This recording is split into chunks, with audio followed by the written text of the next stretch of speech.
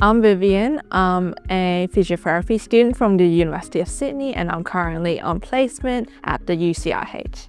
I had a placement here before last year and I really enjoyed it, especially like the community and the support here.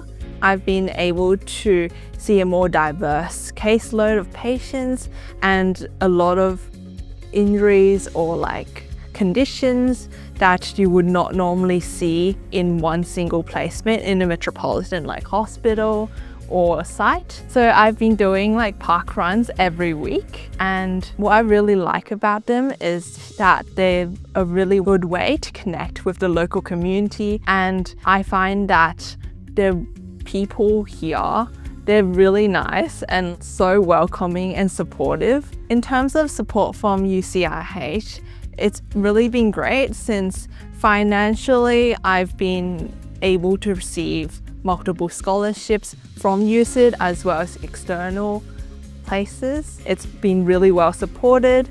And in terms of community, there's been like student events organized by the UCRH to make sure that we don't feel lonely and we're feeling really well connected and supported on placement.